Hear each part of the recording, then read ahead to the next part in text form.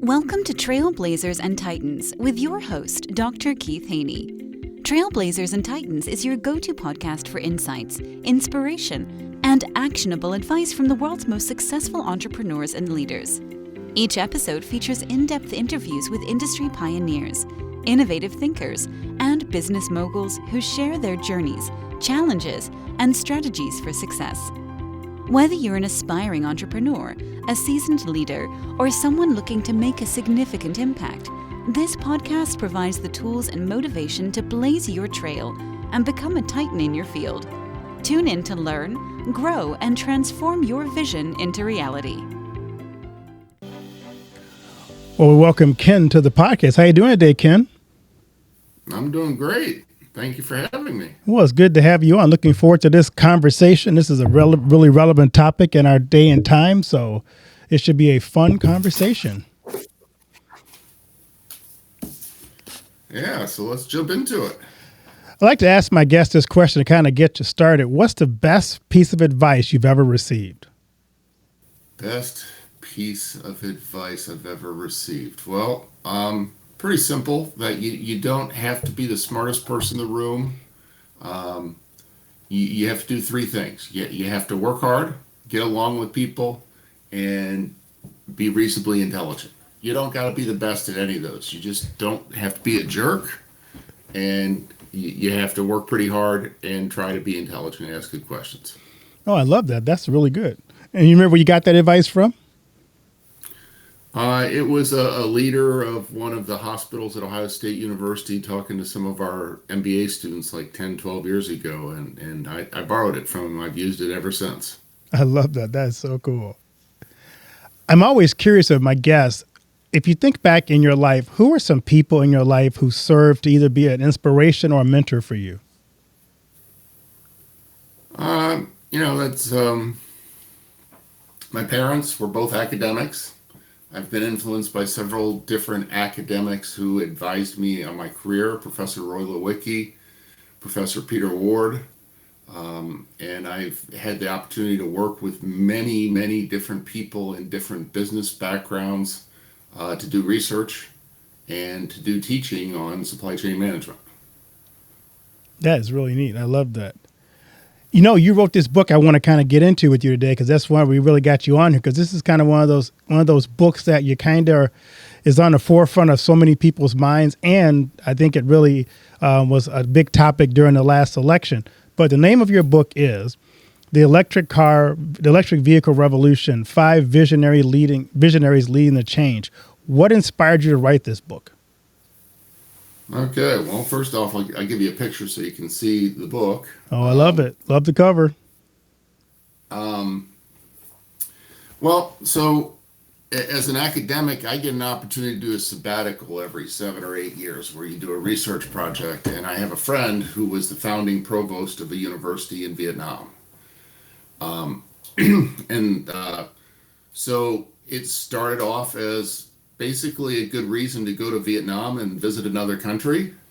The founder, so my book, the secondary title is 5 Visionaries Leading the Change. Pham Nhat Vuong was born at the height of the Tet Offensive, which was in 1968 in Vietnam. So students of American or Vietnamese history will know that Nixon was essentially trying to bomb Vietnam back into the Stone Ages. And Vuong grew up dirt poor, but made a huge mark. He went to Moscow to study, was very smart, STEM-oriented, and then he went to Ukraine after he graduated and starts a restaurant. But he figures out he can't scale it real well, so he buys noodle-making equipment, builds a noodle-making business, and sells it to Nestle for $150 million in the late 90s. Goes back to Vietnam, continues building things. His biggest company is Vin Group, which does real estate, hotels, different ventures in that arena. But they've got all these different companies: Vin AI, Vin Mech, Vin Mart, Vin Schools, Vin University. They started a university, which my friend invited me to visit it. Then they started a car company, Vin Fast, in 2016. No car making company existed in Vietnam. Wow. And Mr. Vong went and hired Jim DeLuca, who was the head of all manufacturing for General Motors. He retired in 2016. He gets a call from a recruiter who would not take no from an answer and talked him into moving to Vietnam for 4 years. They built a car company from scratch. They built an auto assembly plant east of Hanoi, 90 miles east of Hanoi, that was on ocean floor, reclaimed from the sea in 18 months. In Western countries, you couldn't even get a permit to begin that construction in 18 months. Right. So by 2021, they had built a car company that was putting out internal combustion engine vehicles. And Mr. Vong decided we're going to go all electric and killed off the gasoline cars. Now, that's either the dumbest decision in the history of mankind or the smartest. I'm not a billionaire, so I'm not the one making it. Right. But today, VinFast is a company. It's traded on American stock exchanges, on the NASDAQ, I think. And it is in the business of making cars. It's not excelling right now. It's facing a lot of struggles. But that's one of the companies that I profile in my book. I'm curious, you picked 5 visionary leaders in your book. Why did you pick those 5? Because I mean, there's so many people you could have picked, but what about those 5 attracted you to put them in the book and highlight them? Well, I mean, the book is written to be about the electric vehicle revolution. So Elon Musk is clearly one of the visionaries. He proved the concept, made himself one of the richest people in the world. What many people don't realize is he's only one of 5 co-founders of Tesla. The other 4 guys came first: Martin Tarpenning, Mark Eberhard, Ian Wright, and J.B. Straubel. And they had to sue Mr. Musk to be named co-founders. What he did is he brought the money that he made from selling PayPal, and he invested over half of his fortune in the early stages of Tesla. So he has a controlling financial interest. So he's very willing to commit to this concept. So he's clearly one of the visionaries. He showed us that a world of electric was possible. Okay, so now we're up to 3 visionaries. We've covered Jim DeLuca of General Motors, went to VinFast, Pham Nhat Vuong. Mary Barra, the CEO of General Motors, became CEO, I believe, in 2014. I may be off a year, but first CEO of a major car manufacturer. And she's led the company very well. She dealt with a recall of Chevy Bolt batteries very well in the first 3 months of her presidency. But she also made motions early in the process to start General Motors on a greener, more electric future. So at this point, they have billions of dollars committed to investments to going electric. It's a struggle because in America, there's some resistance to electric cars. But General Motors broke records in Q3. Their sales went up year over year of electric vehicles by 60%. Now, it's still a relatively small fraction of their cars, but they have made major investments. Because of the Inflation Reduction Act passed by the Biden administration, manufacturers have made something like $300 billion in investments in taking the world electric in America. Right. That's impressive. So your book delves into breakthroughs, struggles, the broader implications of their work in automotive industry. You also kind of examine the green transformation into the global auto parts supply chain. There are people who are, and I've heard this a lot, who are concerned about consumers adopting to the EV market. How do you address those concerns that people may have about the EVs? Well, several ways. So I've got 2 chapters that are loosely tied to cars, but aren't exactly on cars. One chapter is on power sources. And so power sources is my attempt as a supply chain scholar to kind of understand, where does the power in our world come from? And Herb Simon, a Nobel-winning economist, once said there are 2 primary things that drive our economy: information and energy. And we're in the midst of an energy transition. So the cost of renewable power And here we're talking largely wind and solar has come way down, so that new installations are cheaper. Nuclear probably needs to be a part of it. But we need storage because the sun doesn't shine all the time, the wind doesn't blow all the time. So there's all kinds of people doing research on battery chemistry, on improving how cars work. And by the way, electric cars in general work better. They have some problems, but we've had 140 years to figure out internal combustion engine cars. Right. We're early in the first stages of the electric vehicle revolution.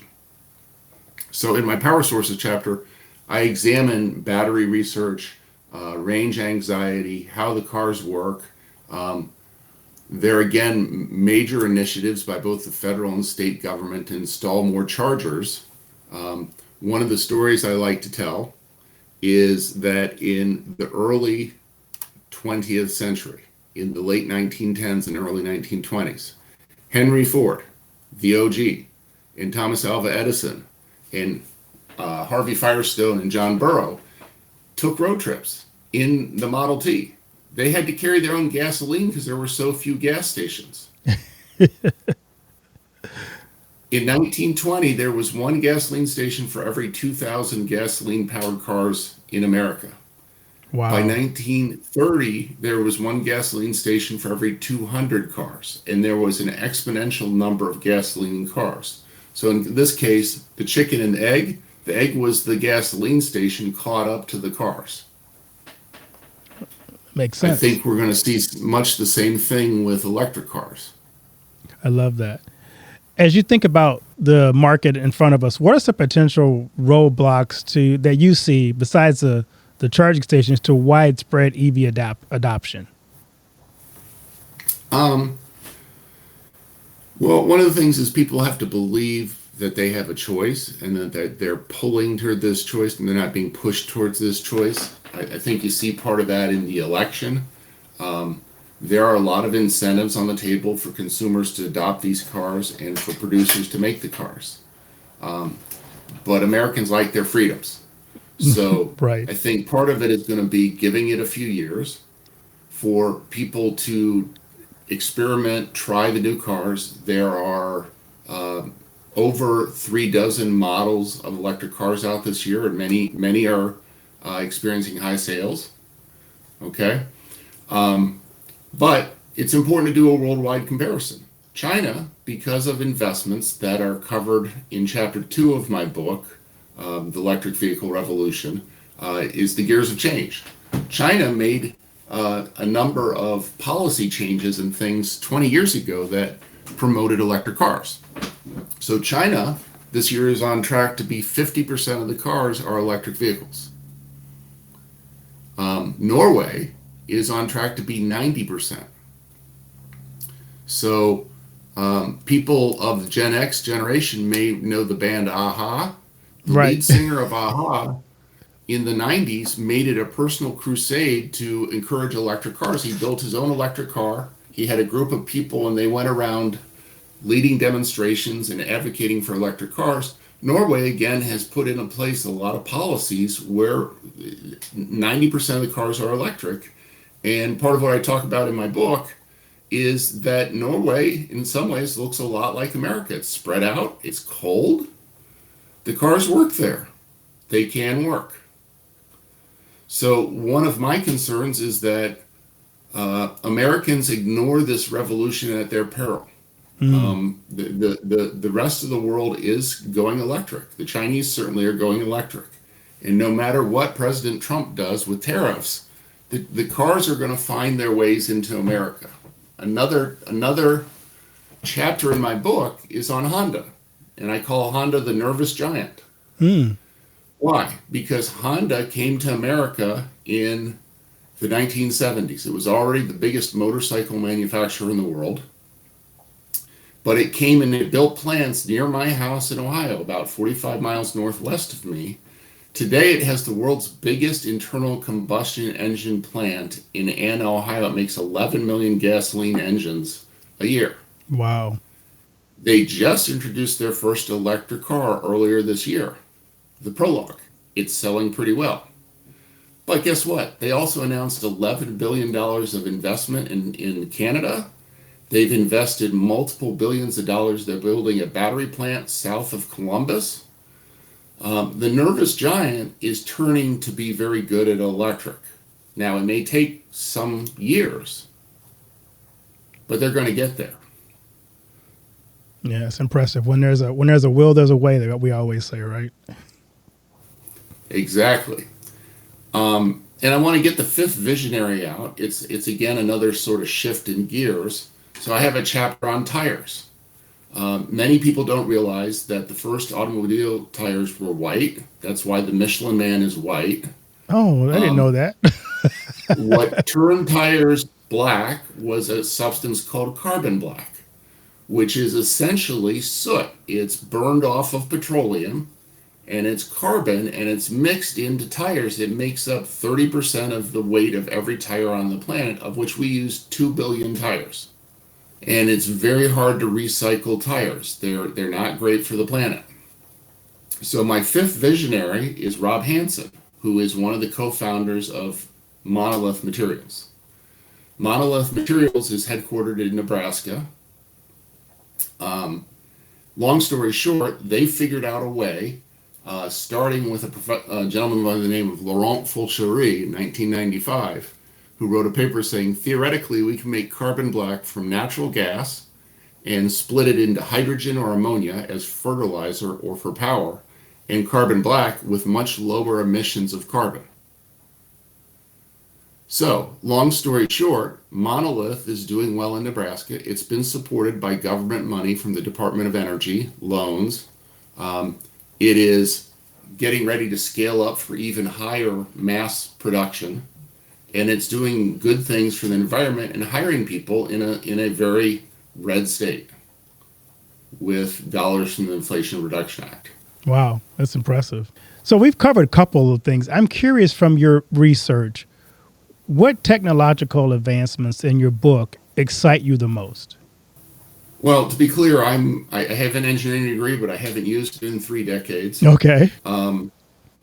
There are thousands, if not millions, of people around the world doing research on 2 things: battery storage, different forms of storing energy in cars, and for power plants so we can use renewable energy. I'll give you an example. His name is John Bannister Goodenough. He won a Nobel Prize for research. His advisor was Enrico Fermi, who invented the first nuclear reaction. Professor Goodenough did research on lithium-ion batteries that made them much more powerful and able to do more things 40 years ago. He won the Nobel Prize. Later in life, at age 98, he was the oldest Nobel Prize winner. Now, unfortunately, he passed away a few years ago. And I don't think this is how you pronounce his name, but it's spelled good enough. Do you think he was good enough to do that research? Sounds like it. He very much was. So my point is, and the theme of my book, in Electric Vehicle Revolution, is that I think human beings are endlessly creative. We come up with good ideas, but often the good ideas have some bad things that go with them. What we need to do is then figure out how to mitigate the problems with the bad parts of the ideas we come up with, if that makes sense. It does. We talked a little bit about how hasn't caught on so far in America. If you were a salesman trying to convince Americans this is a really, really good investment or a good climate protecting event for the future, what would be your pitch to America? Well, it's pretty simple. It's, first off, do what works for you. The companies have to make products that are attractive to the customers, which I think the car companies now are making. There are many very good options out there. The second is it's got to be profitable. So in my gears of change, I've got 3 gears. It's willingness to commit. It's essentially marketing. How are you trying to convince? Who are you trying to convince to do what? What levers are you using to do it? How are you talking to these people? Are you using government incentives and so on? But the second gear is ability to profit. Somebody's got to make money. Somebody's got to pay for this stuff.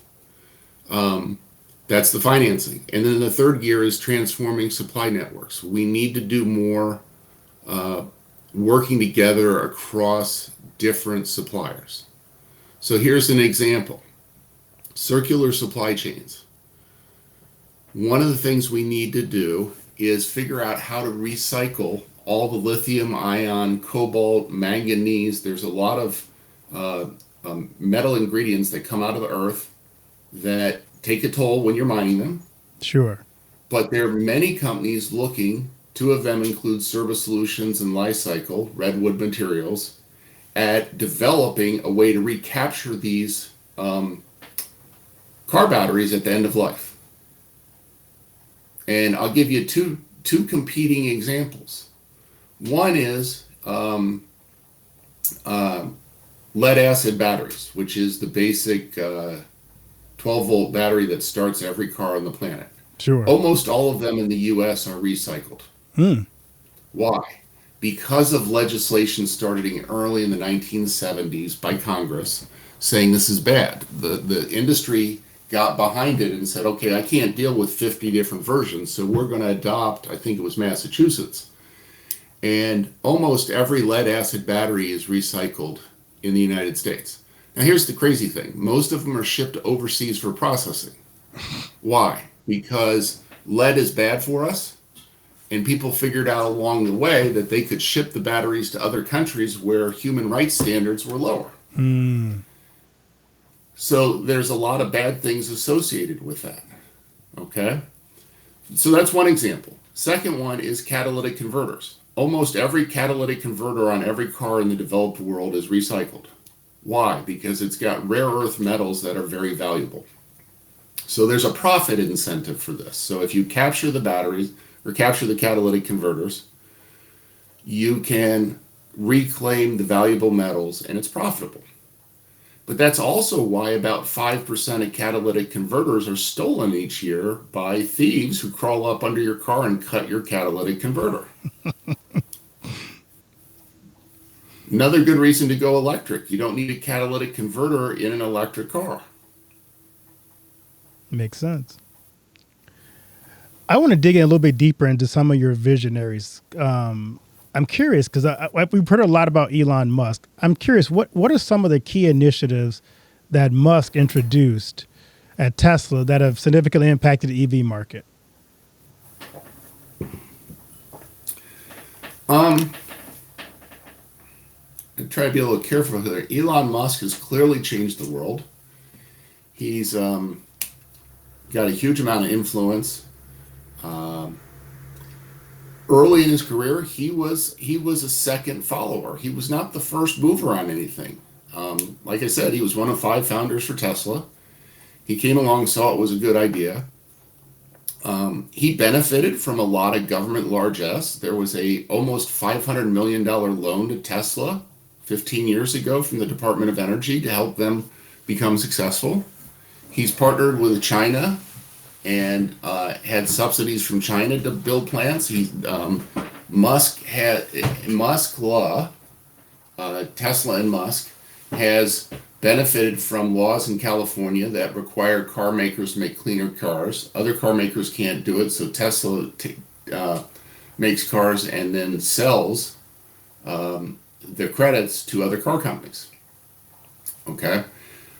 So again, Elon is brilliant. One of the things he did is in 2016 through 2018, he took Tesla through production hell. That's when he was focused on making Tesla be able to make cars at scale. And he was highly focused on Tesla at the time. One of the things that I see today is he's not as focused. He's got like 7 different companies. He's running X, he's running SpaceX, he's considering or being considered being on President Trump's cabinet.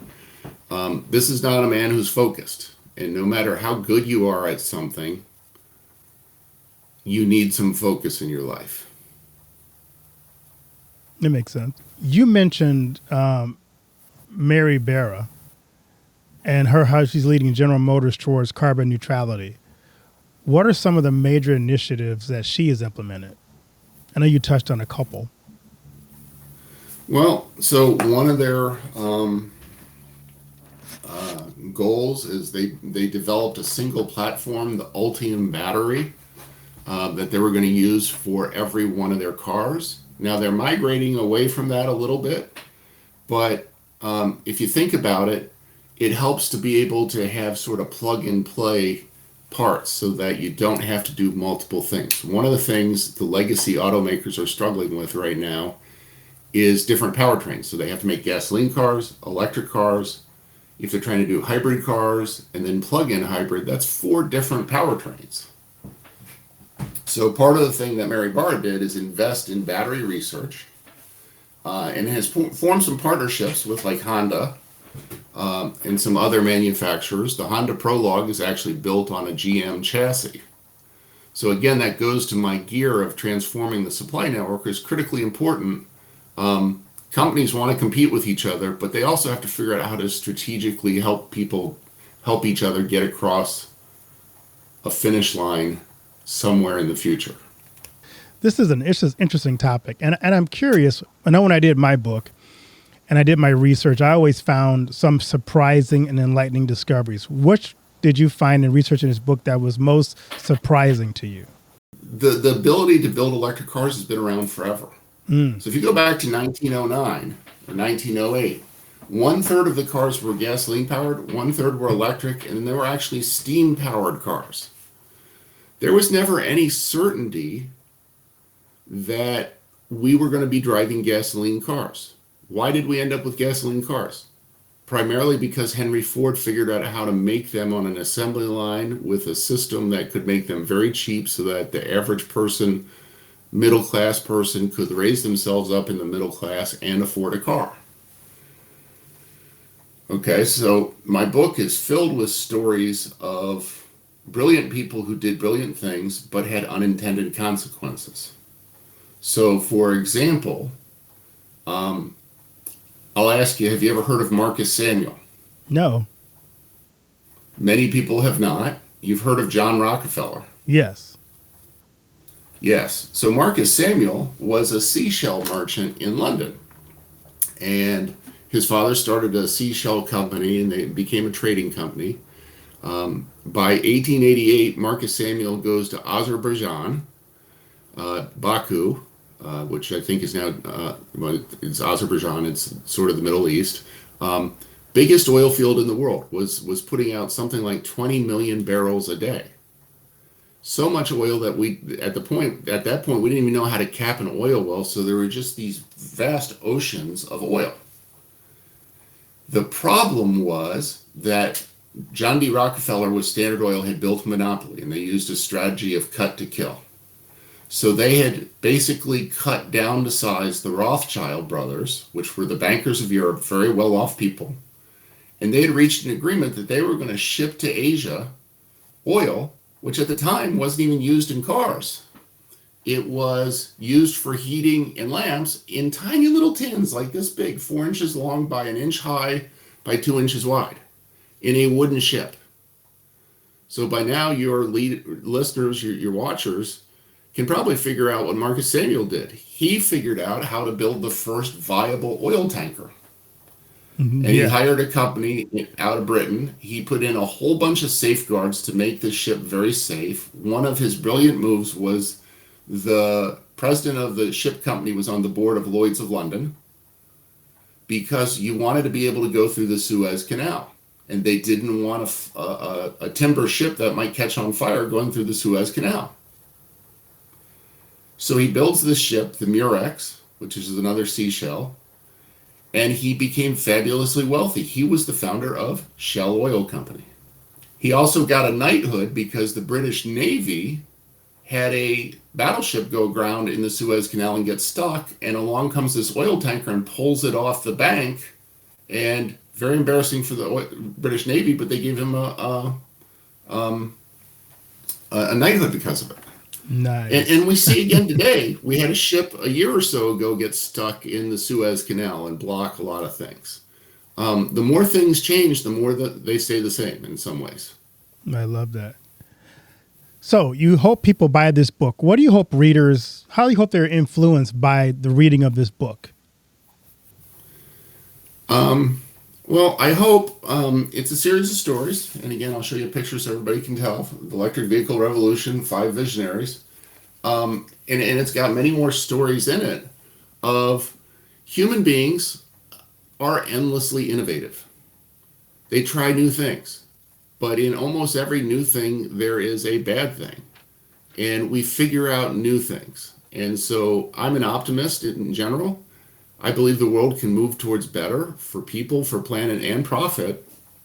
I hope I've given some maps of ways that companies can move and people can move us towards better for our children, for our grandchildren, for our great-great-greats. I love that. I love to ask my guests this question. This is my second favorite question. What do you want your legacy to be? I would like to have a legacy where people said he asked a lot of questions, he talked to a lot of people, and got them thinking about how to do things better. I'd like my children, my students, to think of me as having tried to nudge some changes in the world. That's impressive. So, where can people find your book, The Electric Vehicle Revolution, 5 Visionaries Leading the Change?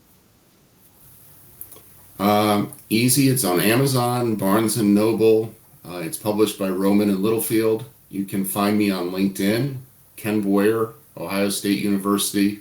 Google me.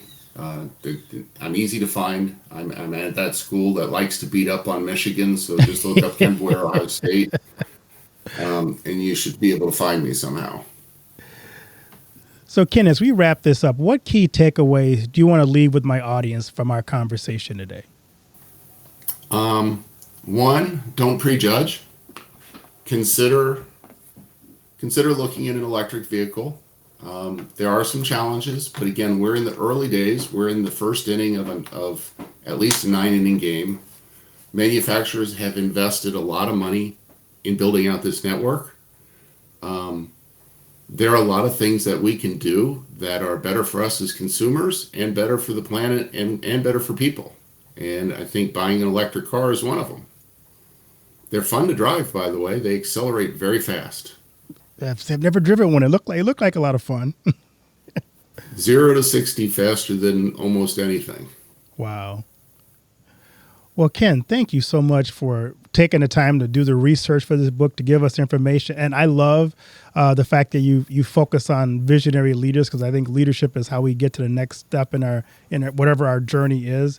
But the fact you highlight them and kind of talk about the impact they've had, and you help us to think about cars differently, electric and EVs differently, and the future differently. So I appreciate the work you did to be on there, and I appreciate you coming and sharing that with my audience. I love talking with you, Keith. It's so much fun. Well, Ken, thanks so much. And for those, my family's from Michigan, part of my family, so I hope that Ohio State is kind to them a little bit this year. Thanks so much, Ken. Okay. Thank you for tuning in to this episode of Trailblazers and Titans. If you enjoyed our conversation and found value in the insights shared, please subscribe to our podcast and leave us a review. Your feedback helps us reach more listeners and continue bringing you the stories of the world's most inspiring leaders. Don't forget to follow us on social media for updates and exclusive content. Join our community of Trailblazers and Titans, and let's continue to learn, grow, and transform our visions into reality together. Until next time, keep blazing your trail and striving for greatness.